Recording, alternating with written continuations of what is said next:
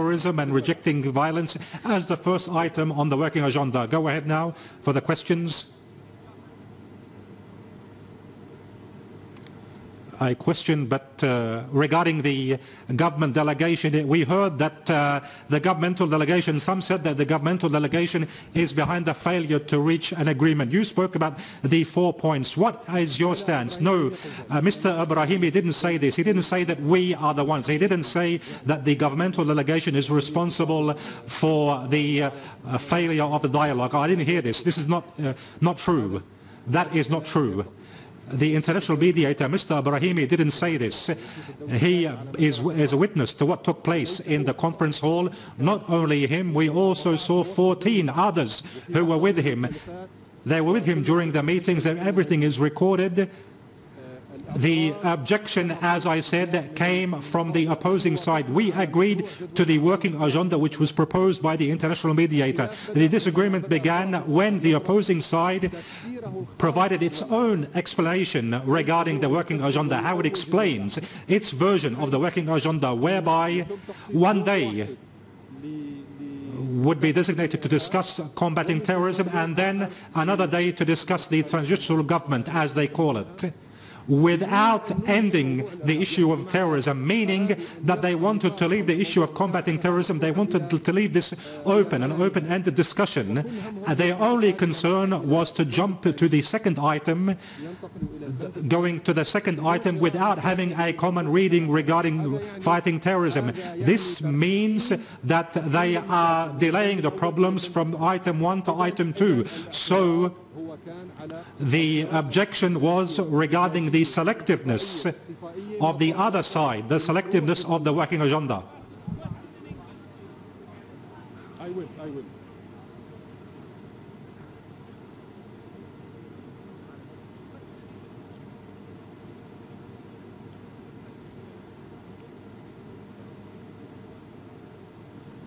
So, why did you not accept his order for the discussions that he proposed? Well, it seems that you didn't get what I have been saying in Arabic, which is absolutely understandable. The point was that the Syrian government's delegation accepted from the beginning, within the first 3 minutes of the meeting, the agenda proposed by the international mediator, Mr. Al-Brahimi. We did accept the agenda, the draft agenda of the meeting. The point, the problem was raised immediately by the other side when they gave their own interpretation of the agenda. And this is where the problems started raising in the meeting.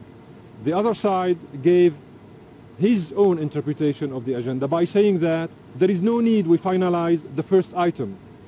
There is no need to fully finalize the first item. We will give it one day for discussion, and then we will move to the other item, which is the interim government. But Ambassador, we all heard Dr. Brahimi say this was his proposal.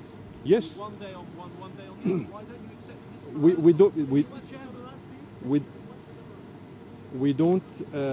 We don't accept this for a very simple reason. We said that once you have an agenda, you should respect the agenda fully, without any interpretation or misinterpretation. Hold on. Hold your horses. Hold your horses. We said that we cannot move from one item 1, to item 2 or item 3 or item 4 without fully considering this item and concluding by a common vision of this item by the two sides. Something that the other side objected to by saying, no, we don't agree with this reading. So they wanted to dictate their own interpretation of the agenda in a very wrong way.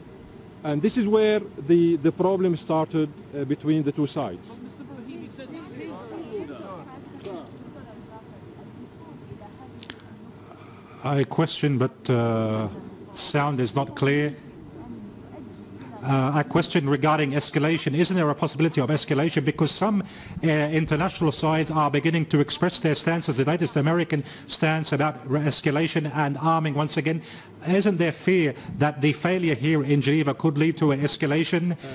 This point was raised today, and we informed the international mediator and the other side that the atmosphere surrounding the Geneva meetings do not reflect honest or good intentions from the opposing side.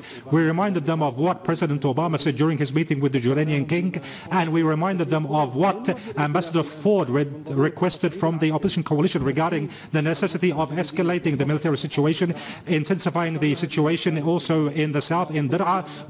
We raised these points, and we said that such stances do not encourage at all giving a positive atmosphere for the dialogue taking place in Geneva, and it hence gives the impression that there is no serious, genuine will on the other side and on their supporters in combating terrorism. This is the main issue which made everyone in the hall realize that there is no commitment. We don't have a national partner on the other side in order to fight terrorism. We don't have such a national partner to fight terrorism. What are the conditions to go to round 3 of negotiations? There are no conditions. There are no conditions. Sorry?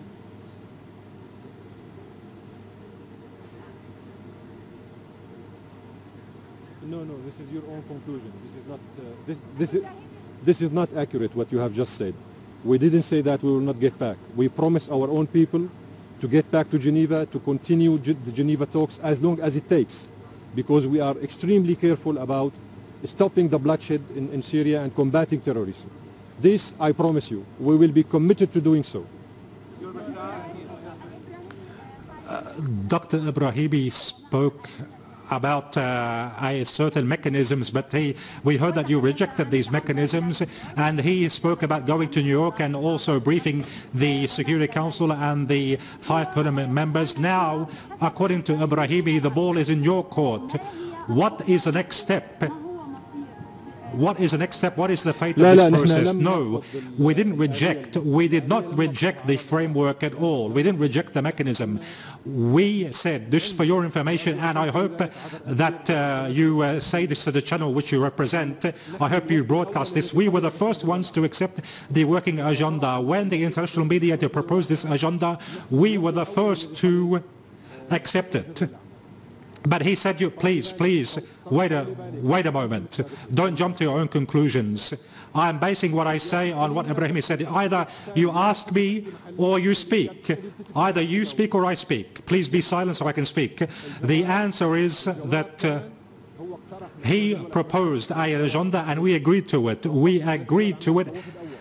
Before the other delegation, the problems began when the opposing side proposed its vision and its interpretation of the agenda. The opposing side said that it is not necessary to reach an understanding on the first item before going to the second item. We said that we cannot go to the second item before we thoroughly discuss the first item and reach a common vision, a common understanding and an agreement. If we don't reach an agreement regarding the first item, this means we are delaying the problem from one item to another, and then the snowball will grow and we won't reach an understanding regarding the other items. This is the problem exactly, the exact problem which took place.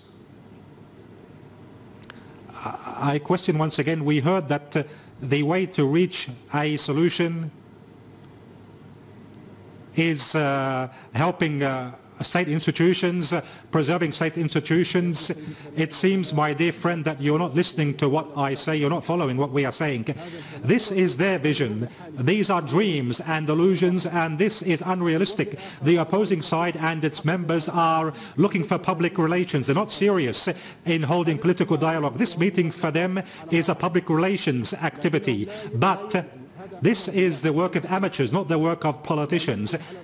You cannot discuss one of the 4 items proposed by the international mediator. How can you enter a discussion about the transitional government whereby you haven't even discussed the items before this particular issue of the transitional government? According to the sequence of the international mediator, we have the first, second, and third and fourth items. How can we jump over the first item and reach the second item without a common understanding about the first item? Ahmed Zakaria, Dr. Jaafari, you said from the beginning that it is impossible for you to hold dialogue with terrorism, but you have come. We didn't say this. Please be precise in what you say. We didn't say this.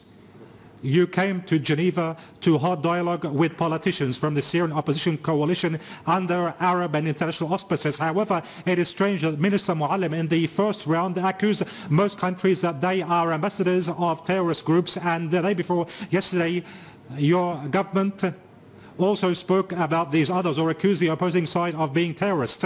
Dr. Jaafari, I want a convincing reason. Why do you stay in a terrorist conference and participate in a terrorist conference? Your question is a terrorist question, actually. You're trying to terrorize me and you won't be successful. Your question is a terrorist question. First of all, the decision which you're pointing out to, this decision came out before Geneva, 2 months before Geneva conference. It has nothing to do with Geneva. Second of all, we shouldn't only fight terrorism by ourselves. It is required that we find a national partner in the opposition coalition who also fights terrorism. Those who reject fighting terrorism, it means that they are part of terrorism.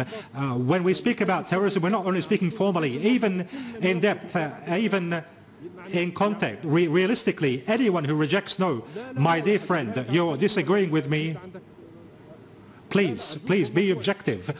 We said that anyone who rejects fighting terrorism means that he's encouraging terrorism or considers terrorism to be a secondary issue. And by the way, as I said just before, on during live pictures there from Geneva, the chief Syrian negotiator and the Syrian ambassador to the UN, Mr. Bashar al-Jaafari, addressing reporters after the final day of talks in Geneva, mediated by Mr. Lakhdar al-Brahimi between the Syrian government and the foreign-backed opposition. Mr. Bashar al-Jaafari made it clear now in his address to reporters that the government delegation did accept the 4-point agenda of the talks, but the opposition, he said, gave their own interpretation of the agenda by saying that there is no need to fully finalize the first item, which is the issue of terrorism and tackling the violence. He said the government delegation says we have to respect the entire agenda in full, but the opposition wanted to dictate their own interpretation. He said that the government has insisted that every single article in the agenda must be discussed in full. We were surprised, he said, that the other side didn't want to reach an agreement on the issue of terrorism, but to jump to the second issue, which was transition. He said this approach would only delay a possible full agreement to reach peace in Syria. He said the government delegation was and is ready to discuss all 4 parts of the agenda without a selective approach. He said the government will spare no effort to continue talks with a positive spirit because, he said, we want to end violence and that is the main priority for the Syrian people. The opposition coalition, he said, is incapable of ending terrorism in Syria and doesn't have the will to do so. He said, shockingly, they don't even believe that there is terrorism in Syria. He also was asked about a possible third round of talks. Mr. Bashar al-Jaafari said, we have promised our people that we're going to get back to the talks and we will do as much as we can to make these talks successful. He also said that we haven't placed any conditions for round 3 of talks to take place. Of course, neither of the sides said whether there is going to be a third round or when it is going to be held, but again, the Syrian delegation saying there that it will take part in further talks to make an agreement happen as soon as possible. Lakhdar al-Brahimi earlier, the UN Arab League mediator, also expressing hope that a third round could take place, but he said the sides need time now to reflect and to think in what way they can make the process move forward. Again, the latest remarks by Mr. Bashar al-Jaafari, chief Syrian negotiator, speaking to reporters in Geneva. We will, of course, be giving you more updates in our news. Do stay with us.